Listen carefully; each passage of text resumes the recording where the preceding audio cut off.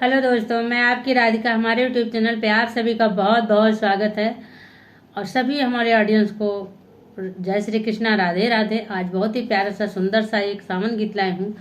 तो देखिए इस समय बारिश खूब हो रही है, भगवान खूब गरज गरज के बरस रहे हैं और डर भी लग रहा। पिया परदेश है। तो देखिए एक बहन क्या कह रही है अपने पिया के लिए, सुनिए। बहुत ही प्यारा गीत है, फुल वॉच करके सुनिएगा, आनंद लीजिए और कमेंट बॉक्स में जरूर बताइएगा कैसा लगा आपको ये गीत।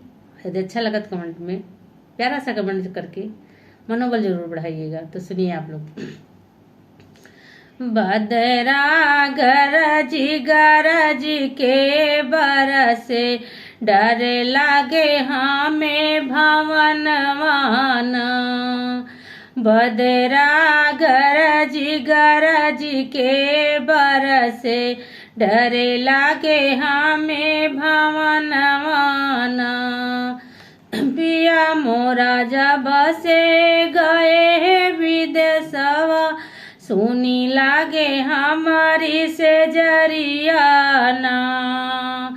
पिया हमरा जब से गए है विदेशवा, सुनी लागे हमारी से जरियाना।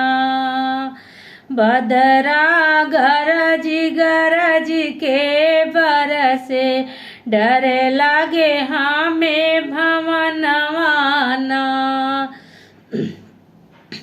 गौना करा के पिया गए विदेशवा, नहीं लिए सुदिया हमारी ना।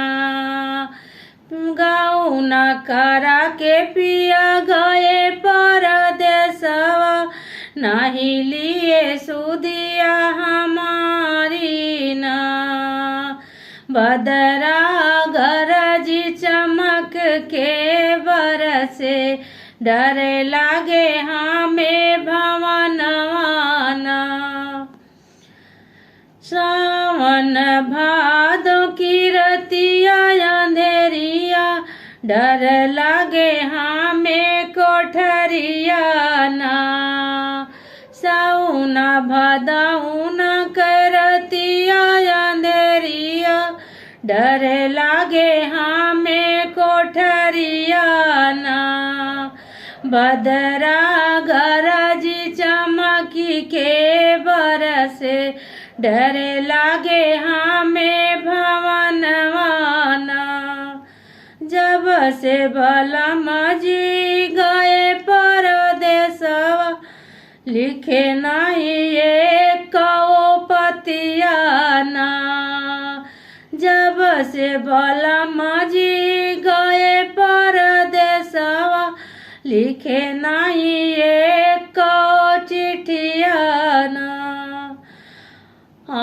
वही का कुछ भी नहीं लिखे, जाने कब आई है सजनवाना।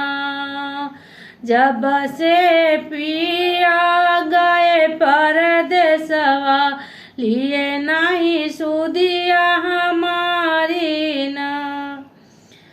आइल सावन मास महीनावा, झुर झुर बहै पवनवाना।